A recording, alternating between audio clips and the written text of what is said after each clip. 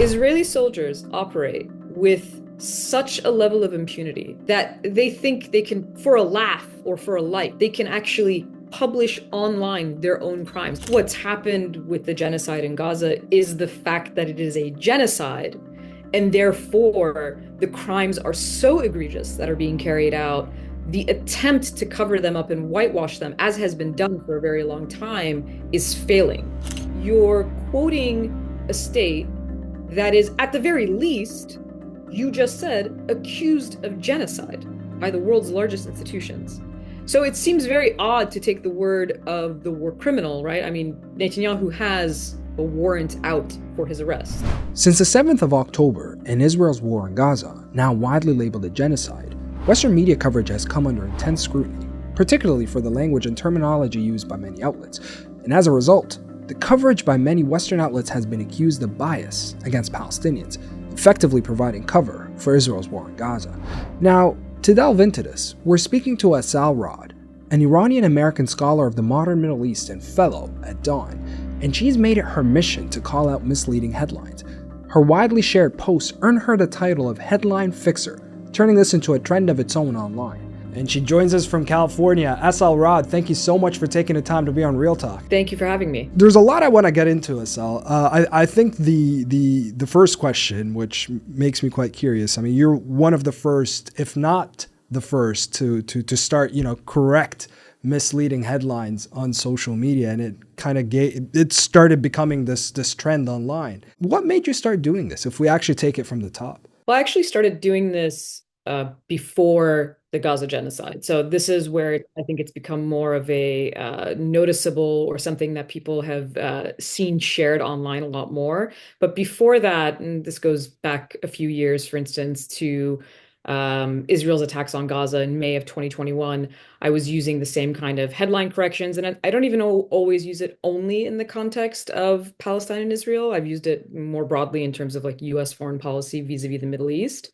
But but the main, purpose and reasoning behind it is when you look at that more broadly, when you look at US foreign policy, and the way that the media expresses that foreign policy or tells us that story, especially when it comes to the Middle East, and particularly when it comes to the issue of Palestine and Palestinian liberation, it is very much framed in a way that echoes the sort of political discourse rather than sharing the truth of the story. And that was one of the things I wanted to get at, was this idea that our media is supposed to be, or at least our press, right? Journalism, reporting, that is supposed to be something that challenges the state narratives, that challenges what a policy might be, and tells you the truth of what is happening. That's how you have an informed citizenry. That's why it's a foundational part of a democratic system or a democratic country. And I took not just me, obviously, I'm certainly not the first person who's corrected headlines or has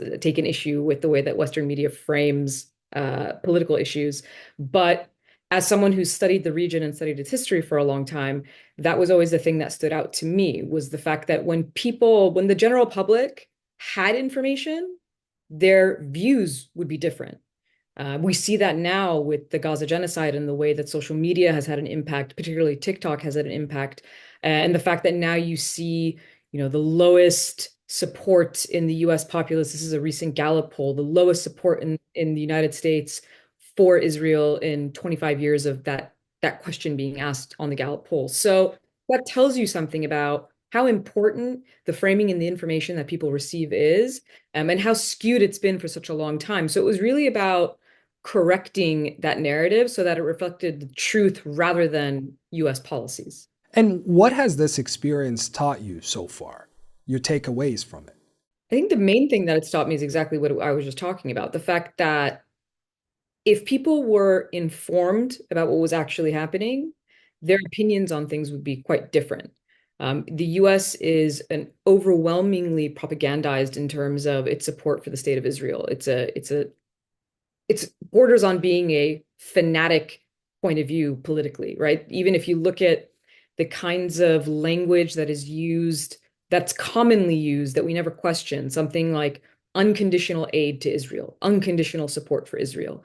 These are turns of phrase that our politicians use without question.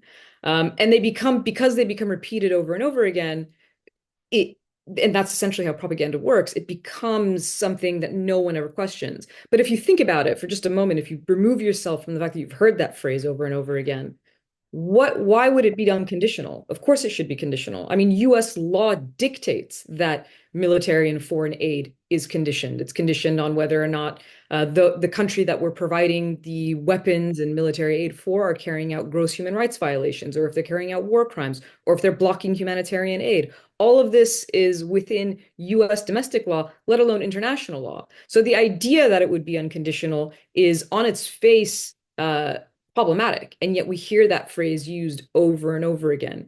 You hear a phrase like, Israel has the right to defend itself. And yet you never hear in that same political discourse that any other state in the region has the right to defend itself. Lebanon has the right to defend itself. Syria has the right to defend itself. You never hear that kind of phrase. And so what this has taught me so much is how important the language is, how important the choice of word is, how important a simple headline is in the way that people receive information and how it shapes their views. Like you say, like, I've heard you say this, is that the reality is that most people don't read beyond headlines, and that's why it makes it such a powerful tool within an article. But what if someone says, if they just read what's in the rest, or what's in the bottom, they're gonna see what you're highlighting at the top, basically. Well, first of all, you don't always see what I'm highlighting at the top, because even in the body of the article, there's a lot of that language is still being used. Now, there might be, and there are certainly really well investigated, well written articles within Western media about every issue, including Palestine. There's certainly those articles exist, but the overwhelming Sure. narrative is one that is framed It's in a about the particular. larger trend. Absolutely, because what happens is when you have those sort of exceptions to the rule, it creates the image that, no, look, of course this is a free media. Look at this like article where everything is written out. The fact that there's international institutions and organizations saying that Israel, for instance, is deliberately blocking aid. If they would just read the article, they would see that information in here. But the problem is a lot of articles are paywalled. A lot of people don't read the articles. And like I said, on top of that, the overwhelming narrative is the other way, right? You have instances where certain language is completely omitted. Words like genocide, occupation, ethnic cleansing, like that language isn't even used within Western media. You never see, even though you might see it even in Israeli media itself. Like I've seen Haaretz pieces that refer to settler violence in the West Bank as Jewish terrorism. You never see that kind of language used in Western media. So there is specific language that even within the body of the article is still omitted. And then on top of that, there's the fact that it's overwhelmingly biased in the other direction anyways. Well, that was going to be one question that I was going to ask you in the conversation, which is, what have you been seeing in Israeli media itself in comparison to Western media? And we can unpack this right now if you want, since you mentioned it. Sure. I mean, Israeli media, I also don't want to paint a picture to say like Israeli media is not supportive, for instance, of Israel's war efforts. It certainly is. But what you see in Israeli media is more criticism of the state of Israel and Israeli officials. That's, I think, one of the biggest differences that you see. The best example of that is the way that the ceasefire negotiations, starting from what we're almost looking at a year ago, starting from May of 2024 under the Biden admin, if you look at the way that that story has been told in the West versus how that story has been told within Israeli media, it's two completely different versions of events.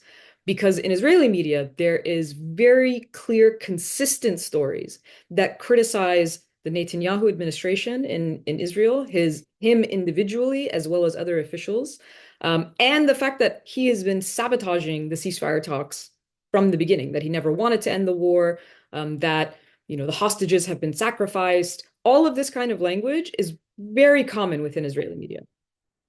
You do not see it on the Western side. If anything, most of the framing in terms of ceasefire is that it's either that both sides are having difficulty negotiating, or the blame is essentially on Hamas. And because you see that language from US administrations, especially under the Biden admin, that repeatedly said, the ball is in Hamas's court, right? This is how it was framed. There was nothing that criticized Netanyahu and the fact that he was sabotaging agreements. The fact that Israel has violated the ceasefire that has gone into effect since January, repeatedly violated the ceasefire. Even that language, like the language of violation, that's not used.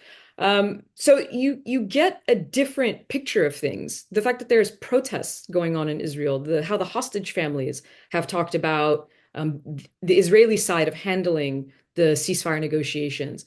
None of that is part of the conversation that's happening in Western media. Do you think that this would surprise Americans? I would think so. I mean, it's hard to say, obviously, anecdotally without data to back it. I think what what we can say that we have support for. I mean, anecdotally, I can tell you that's what I've experienced. I've experienced a lot of people who have said things like, I can't believe, or even not even personally, but when you look at stories online and people who are sharing stories online, whether it's on, TikTok or X or other social media platforms, you have a lot of Americans sort of showing that kind of shock as to what they didn't know. But statistically, if you want to back it up with data, there's the Gallup poll that I mentioned, the fact that there's a shift in the US attitude towards support for Israel. You could look at protests in the US, whether they're campus protests or protests, in large cities, Los Angeles, New York, Washington, D.C.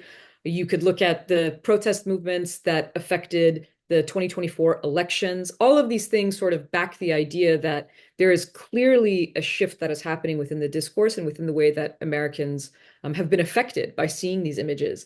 And specifically, you can also see it by the way that the lawmakers have attacked a platform like TikTok, right? They're openly talk. There's, a clip of former Secretary of State Antony Blinken Blinken speaking. with Romney, yeah. Absolutely. And they're basically saying it outright. They're saying how important this narrative is, and TikTok is a threat to that. But what is the threat? What's happening is TikTok is giving an opportunity for people to see the reality of what is happening on the ground. And it's very difficult to override these horrific images of men, women, and children that are being slaughtered on a daily basis, and to try to use, sort of language gymnastics to override those images. And they understand the power of those images and the power of these platforms, and that's why they've tried to suppress that speech as well. In addition to the fact that we're seeing, repression of protests, crackdowns on campuses, and now, of course, under the Trump administration, the fact that you're actually seeing green card holders and legal visa holders, people who are allowed to be in the United States, having their visas and green cards revoked or deporting them based on the fact that they are exercising those very rights. I'm gonna read you a few headlines, ones that you've corrected as well, but I'll see what your takeaway from it just hearing them back. So let me start with this one. This is from Reuters. And it says, destruction, lawlessness, and red tape hobble aid as Gazans go hungry. That's one. And then this is from the New York Times. Strikes pound Rafah, flatten large mosque. And then this is from AP. Israel's refusal to withdraw from this narrow strip of desert could threaten the Gaza ceasefire. So on the first one, there's the fact that there's no mention of Israel whatsoever, right? As if Israel plays no role in the aid that is going in and out of Gaza. And now, in fact, since the ceasefire, we saw a lot of aid getting into Gaza all of a sudden, which inherently admitted the fact that it was Israel blocking aid all along. If that wasn't enough evidence, guess who decided to block aid a couple of weeks ago? Again, Israel, right? So it's very clear that it's a switch that's controlled by Israel. And yet when you hear a headline like that from Reuters, it makes it seem like this is somehow outside of the control of Israel. It's lawlessness, it's chaos. There's no context as to where that lawlessness and chaos is coming from. Not only is Israel blocking aid, but the other aspect of that is part of the sort of notion of lawlessness is coming from the way that Israel is attacking and destroying the entire civil system and infrastructure of Gaza. So that plays into it as well. And yet Israel is omitted from the headline. The second thing I'll point out about that one is the word Gazans. As opposed to Palestinians, right? As opposed to Palestinians. And this relates to the New York Times headline that mentions Rafah, right? Because there's certain language used in a headline that erases, I mean, when you say Gazans, you're erasing Palestinians. And that is intentional. The reason being is you see how these issues try to be separated out. The West Bank is its own issue, East Jerusalem is its own issue, the Gaza Strip is its own issue, when in reality, they're all connected because they're all Palestinian territory, and they are the territories that would make up a future Palestinian state, right? At least if you adhere to the two-state solution, which is not what we're talking about right now, but in terms of the connectivity of these pieces of land, they are all Palestinian land and they are all belong to Palestinian people. And so when you say Gazans, it makes it sound like that is somehow separated from the larger issue of Palestinian statehood and freedom. In the New York Times headline where it says Rafah, well, where is Rafah? Like, how would an average reader, unless you're very familiar with what's going on, unless you know the geography of, first of all, you're assuming that they know the Gaza Strip is part of Palestinian territory, and secondly, you're assuming that they know that Rafah is part of the Gaza Strip, which is part of Palestinian territory. So there's a lot of there's a lot of avoiding talking about the broader issue, right? You compartmentalize the issue to make it seem like, for instance, the timeline itself, the fact that the narrative sort of starts on October 7th as if nothing was happening before October 7th. All of this is to buy into the narrative that Israel is in the position of victim, that the Palestinians are the aggressors, and that there's no history that exists of, say, decades of occupation, which is the core of the issue. When we talk about apartheid, when we talk about genocide, when we talk about bombings, detentions of Palestinians, all of the issues that you could think of, evictions from houses, bulldozing houses, all of it is rooted in the occupation, right? If all of it is the fact that Israel is an occupying power, and Palestinians have been under a military occupation for decades, and that's the context that they're always trying to avoid. And that's when you separate these pieces out in this way, you avoid talking about, well, what is the real issue, right? If you focus on Hamas, then you ignore the fact that Hamas comes into existence in the late 1980s, but the occupation predates that by decades. So this is the way that the language that is used is meant to sort of laser focus on something so that you're missing the forest, right? You're missing the forest for the trees. The intentional focus is on the trees rather than the bigger picture. And is this a deliberate strategy in your view? I mean, absolutely. The idea that this is something that is happening, say, like by accident, is absurd. There are articles and journalists who've come out of platforms like the BBC, the New York Times, CNN, who have talked about the internal dynamics of their newsrooms and the fact that they felt that they weren't allowed to say certain things or write certain things.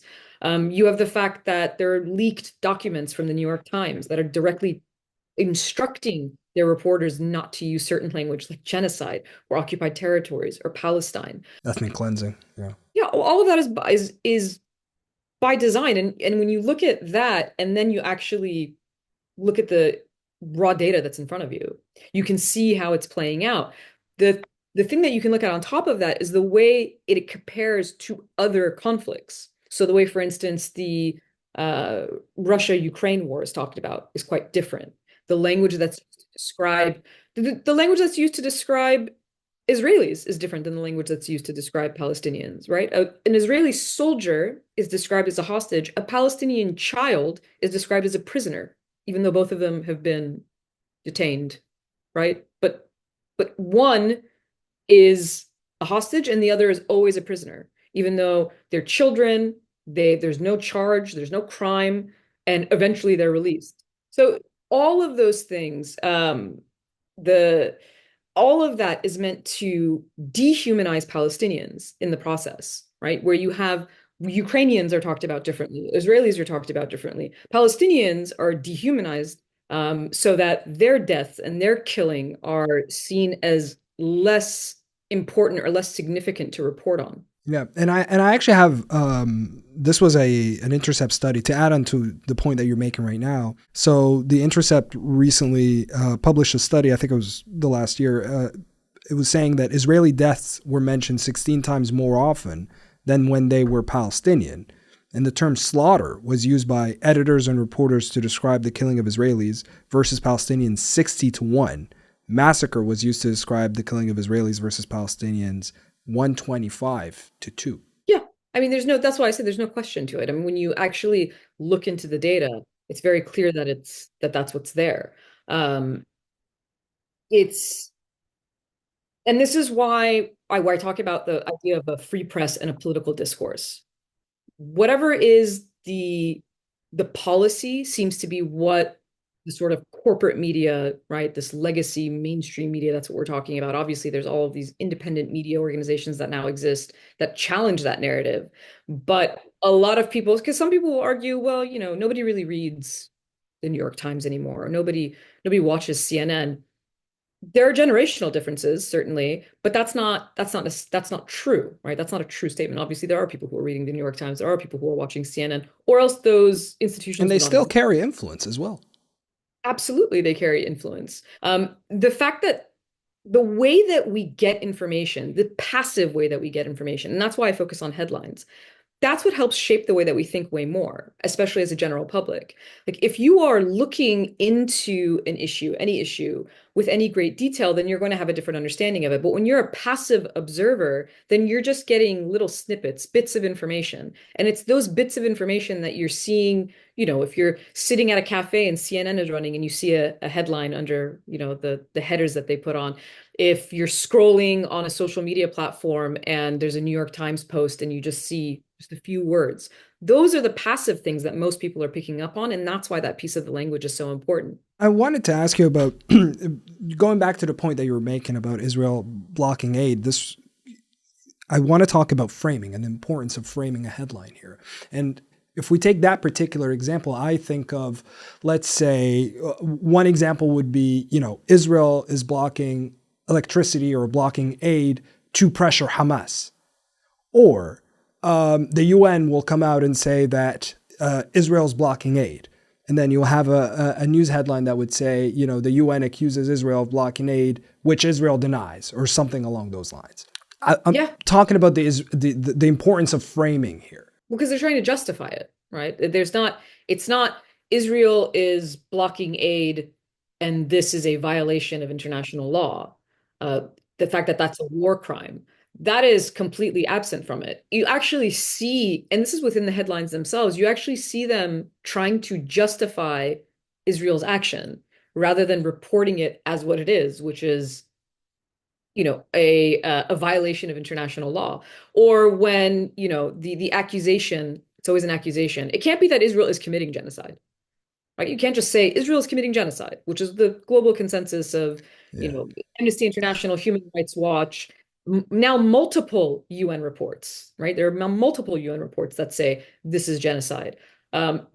Genocide experts, people who study genocide. But it would be framed as that they're accusing Israel of genocide. They're only ever accused, right? Because when something is an accusation, then it casts doubt. So there's always this idea of casting doubt on something that Israel is doing.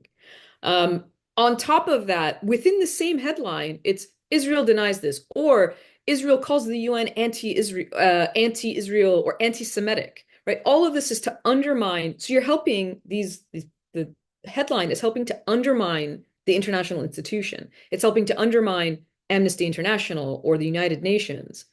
And it's really interesting because you're quoting a state that is, at the very least, you just said, accused of genocide by the world's largest institutions. So it seems very odd to take the word of the war criminal, right? I mean, Netanyahu has a warrant out for his arrest, period. He is a wanted war criminal. This is the way to describe this person. And you're taking the words of a wanted war criminal and you're using it to cast doubt on what, a committee of the United Nations is saying. So it creates a situation where it's as if Israel cannot do anything wrong because they can only exist under accusations. They can only, even if they are accused and there is evidence, well, they deny it. I've seen pieces where within the piece itself, it'll go through multiple paragraphs of, why Israel targeted a certain place and multiple people ended up being killed. Multiple Palestinians are killed. Um, Israel says they were militants. Israel says they were targeting Hamas. Israel says they. So you'll see multiple paragraphs like this, and at the very end, it'll say they provided no evidence of that. Then why are you reporting all of it? Why is everything that they're saying being reported? And then at the very end, you're telling me everything I just read, you have no evidence of. So it's a very bizarre way of presenting information, and you don't, and if you think about it again, you don't see it in reverse. You don't see articles where, well, Russia says they were targeting so and so and so and so in Ukraine, and at the very end, you'll see something that says, well, they didn't provide any evidence of that, but most of my article is based on what they said. But what if a news editor from these organizations comes to you and says, well, you know what, I reject this notion that there's a systemic bias within these newsrooms, and that what is actually happening is that we're reporting, a 360-degree view of what is a very complex story. What would you say? Their job is to report the truth, not what people are saying. I mean, that's like the most basic thing, right? You always hear, I don't know the exact sort of catchphrase, but it's, if it's, you're not supposed to report, person X says it's raining outside and person Y says it's not. You're supposed to look outside and see if it's raining. You're supposed to report the truth. It doesn't really matter what these parties are saying. Because in fact, there's a difference between state media, right? They can say what they want to say. That's why they have press statements.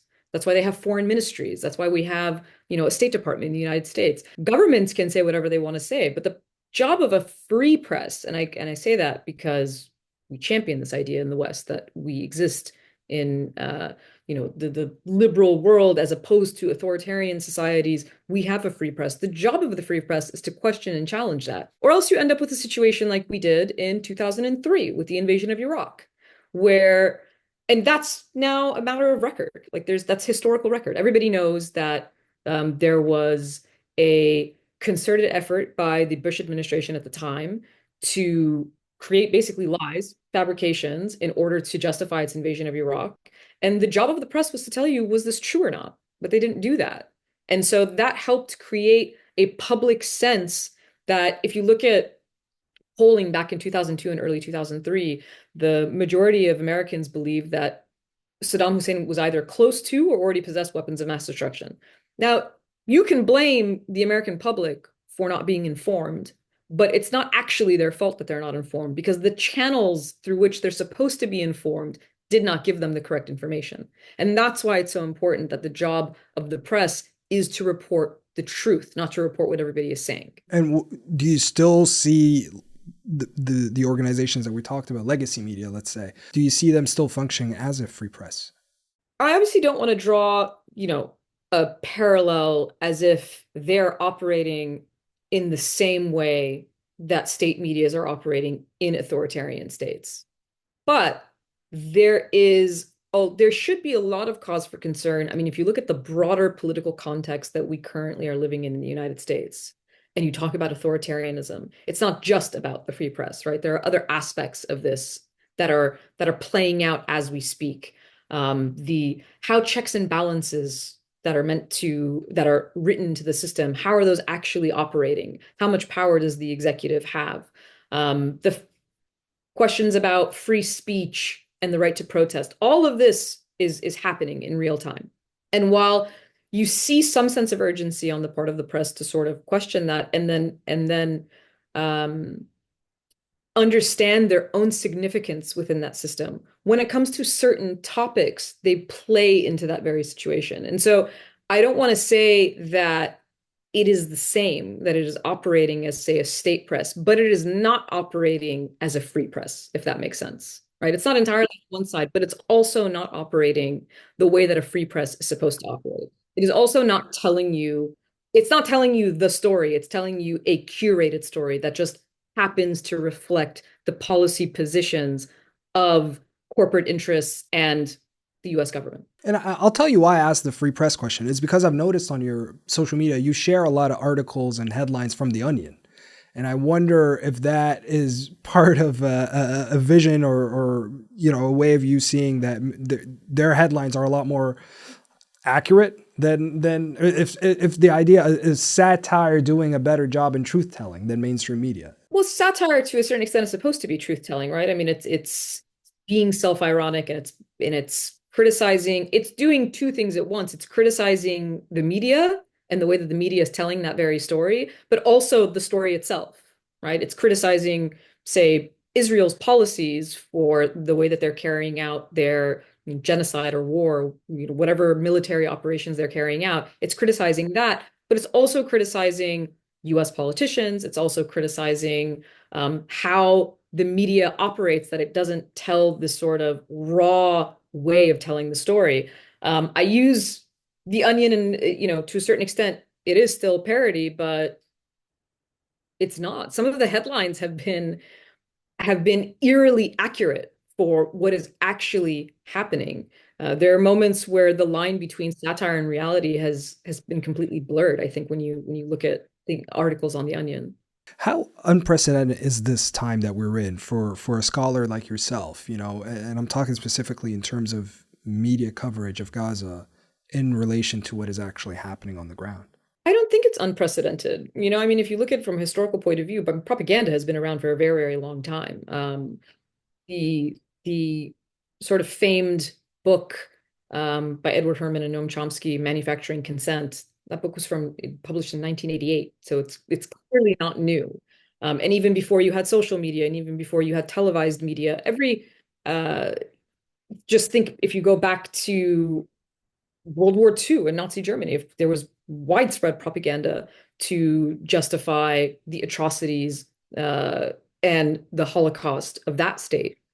It didn't need TikTok to do that, right? So there's ways of spreading information, disinformation, misinformation. All of those things have always sort of been there. But when we're looking at a a more contemporary history of how this particular issue has been portrayed, I think what's happened with the genocide in Gaza is the fact that it is a genocide, and therefore the crimes are so egregious that are being carried out.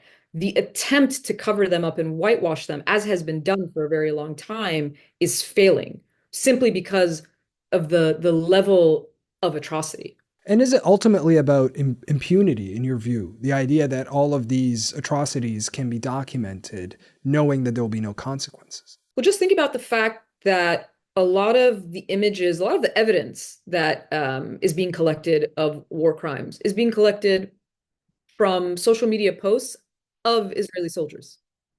Israeli soldiers operate with such a level of impunity that they think they can, for a laugh or for a like, they can actually publish online their own crimes. I mean, look at how many images we've seen of Israeli soldiers in women's lingerie, or destroying homes, or um, laughing about blowing up buildings, playing with children's toys. I mean, it's the amount of footage that exists because they're the ones sharing it.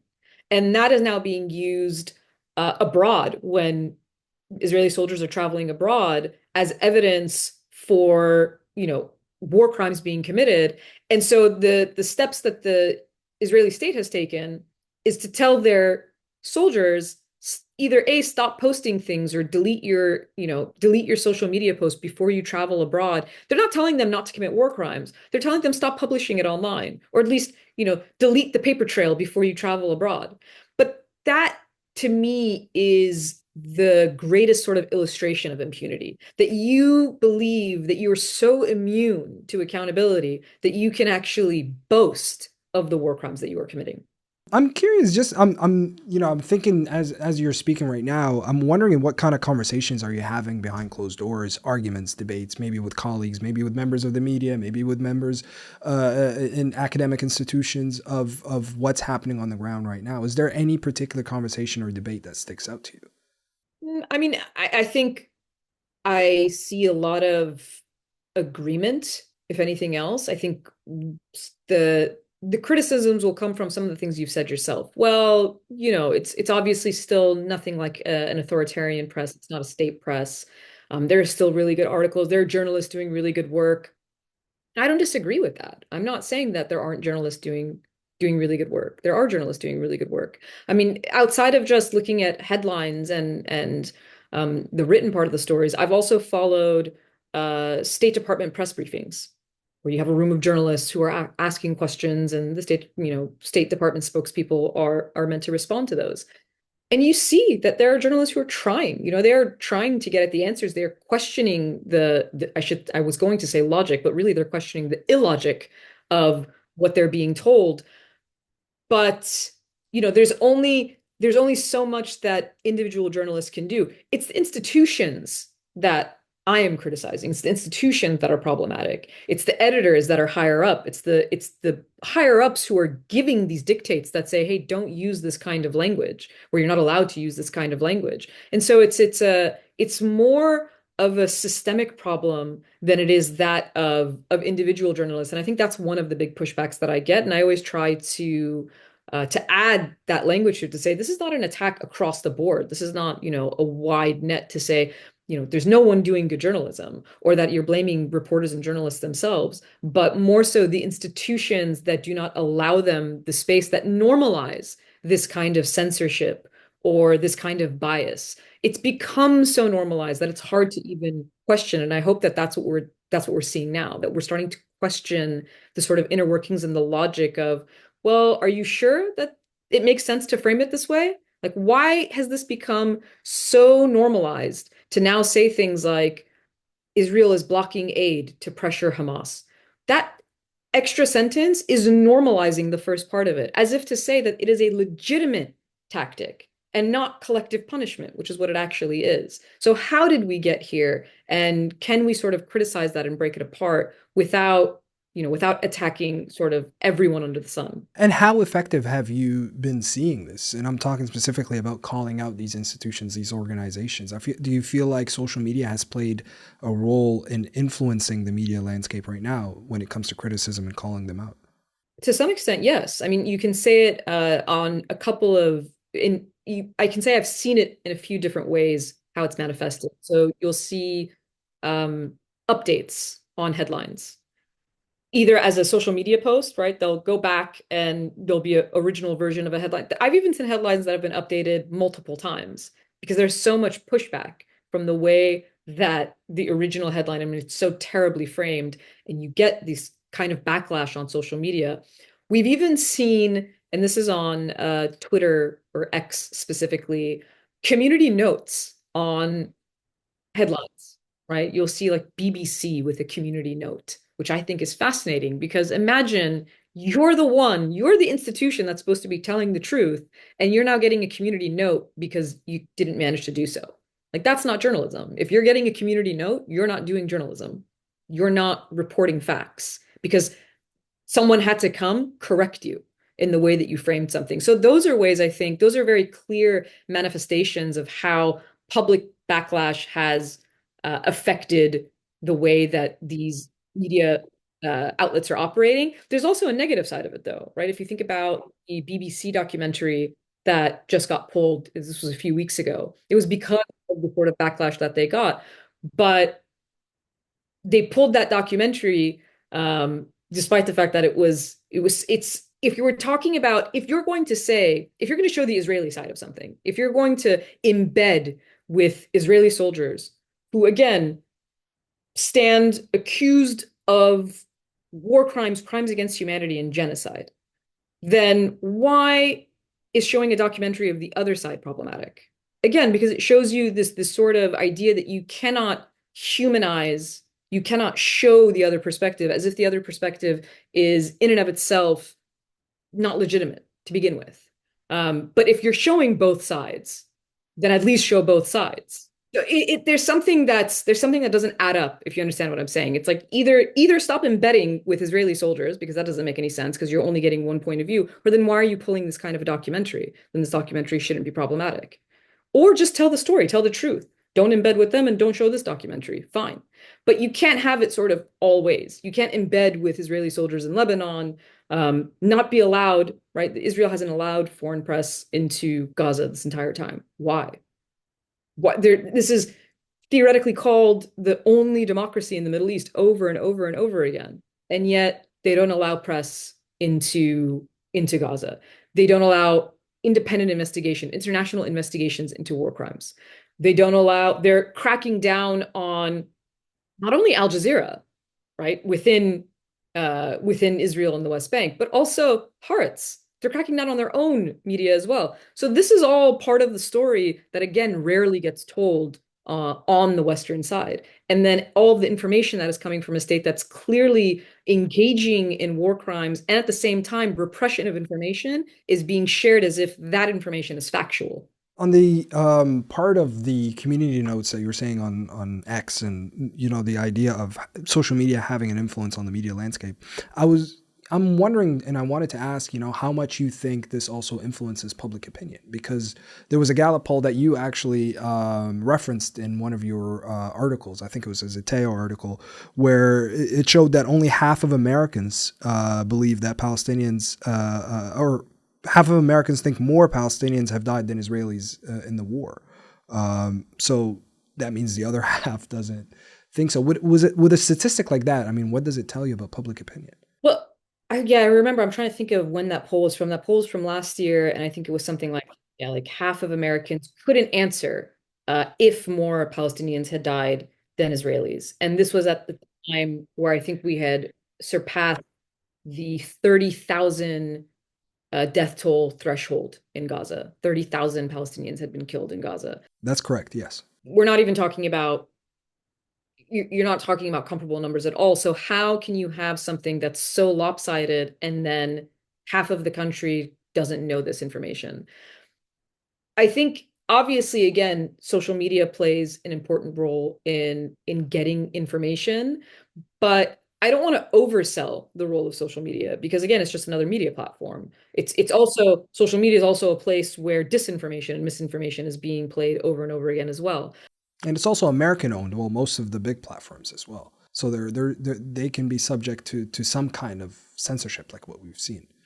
They are, obviously, right? Though if you look at the way that Meta, for instance, has gone after Palestinian accounts or Palestinian activists and how they've censored information, this is why TikTok was the target of sort of American lawmakers because they understood that they didn't have the same amount of control over that platform, and so this information was getting out to people. They were seeing these images of just horror after horror that was happening in Gaza. So, I think that social media definitely plays an important role, but it's a whole media landscape that we're talking about, right? We exist in an ecosystem. You're not just on one media platform. We're in it, especially if you're in the West, you're in an entire ecosystem where you're hearing what the political discourse is, you're seeing what's happening in popular culture, you're seeing what's happening within the news media as well. And it's that combination that creates and shapes those opinions. And that's why you have half of Americans who are basically ill-informed. And it's not the only topic that they're ill-informed on. This is sort of like a repeated statistic. There's another one. There was a poll by Brookings back in, I want to say 2021, where most Americans falsely believed that Iran possessed nuclear weapons than they believed that Israel possessed nuclear weapons, which it actually does. So these are basic facts. This isn't, we're not, it's the same thing of when we go back to 2003 and Saddam Hussein either had or didn't have weapons of mass destruction. These are facts. But the public perception is coming from that ecosystem. And that tells you how skewed that ecosystem is. You've touched on this a few times in the chat, but I want to revisit it one more time. As a scholar of the Middle East, we've seen quite a lot of resistance in U.S. media and Western media in general to kind of place Palestine or Israel-Palestine within the historical context. I mean, why is there so much resistance to that? Well, because it completely contradicts their own narrative, right? If you actually look at the history, there's no way of denying the fact that Israel is an occupying power and that Palestinians are indigenous to the land. So in order to avoid, and that's the crux of the debate, right? That's the crux of the problem. And in order to avoid that, you basically ignore that any of that history exists. And you see a sort of microcosm of that, a micro example of that is precisely what has happened since October 7th. This idea that nothing before October 7th justifies October 7th, but everything thereafter is justified by it. It's a completely, lopsided logic. It doesn't make any sense. You're ignoring this entire history that comes before it. I mean, just the narrative of ceasefire, the word ceasefire and how it's been used. You've probably repeatedly heard there was a ceasefire on October 6th. Well, there's only a ceasefire on October 6th if it doesn't matter the Palestinians are being killed. And that's clearly the case. From the Western perspective, it doesn't matter that Palestinians are being killed. The fact that it was the deadliest year up until then for, I think it was children, Palestinian Yeah. children in the West Bank. This is Yeah, not a yeah, ceasefire. 2023, you're right, yes. They exist under occupation. There's no ceasefire under occupation. They exist under apartheid. You have millions of Palestinians who do not have control over their own lives. The argument will be made that, well, but Gaza wasn't occupied. That's not true. And in fact, the International Court of Justice found in July of last year that the blockade, the fact that Israel controlled Gaza by land, air, and sea, meant that de facto it was occupied by Israel. They do not have control over their own borders or resources. And so that entire aspect of the history is constantly ignored. If you look at the history, it's much, like I said earlier, it's much harder to just blame Hamas because you'd have to go back and say, but the occupation predates Hamas. It's a lot harder to blame Hezbollah, which also came into existence in the 1980s because the occupation and the occupation of Lebanon predated the existence of Hezbollah. So if you want to go back, you have to go back to the truth, and that's essentially what we're trying to avoid. And the last thing I wanted to say on this is that ceasefire language. You're seeing it play out right now. Israel has killed an average of 3 Palestinians in Gaza per day since the ceasefire went into effect in January, but it's still called a ceasefire. Had on average 3 Israelis been killed every day, it would never be called a ceasefire. Do you think we're at a turning point for media accountability when it comes to coverage of Gaza? I want to say I hope so. It's hard to say if we're. I think there's certainly data that would support the idea that we're in a watershed moment, right? Something has shifted, something has changed. To a certain extent, it is, and there are people on the Israeli side who have made this argument, right? That what the Netanyahu government has done is actually, undermine not only Israeli security, but Israel's image in the world. Because really, it had massive favorability because, especially in the West, not in the global South. In the global South, I mean, for a very long time, people who've actually been informed of this history take issue with the occupation, with the fact that Israel is an apartheid state. This has not been well received in the West amongst the basic sort of public opinions. But the fact that you're now seeing public opinion polls where less than half, right, a majority of Americans do not support Israel, that's huge. That's a very big shift. That's a very big difference. Does that mean that the media landscape has to shift? I think to some extent their own legitimacy will be questioned if it doesn't. And I'll end with this question, Assal. You being very outspoken on Western media coverage and Western bias, what do you hope readers and viewers take away? What would be your ultimate, let's say, call to action or piece of advice that you'd like to give?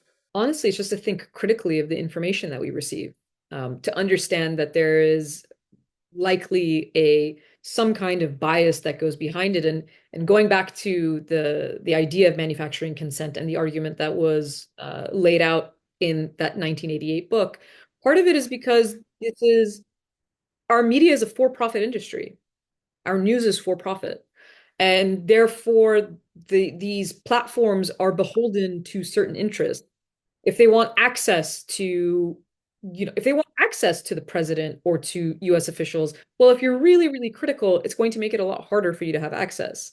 If you want advertisers to pay you, well, then you don't want to take a too critical point of view. You want to stay as, sort of neutral and status quo as possible. And so just think about the interests that exist and think about, how a simple change of words, a little adjustment in a headline can entirely change the meaning of it. And now think about how that's been repeated over and over for so many years to shape the way that we think. And on that note, we'll leave it here. Assal Rad, thank you so much for taking the time to come on Real Talk. I really appreciate your time and thank you for coming on. Thank you. Happy to be here. Thanks, Assal.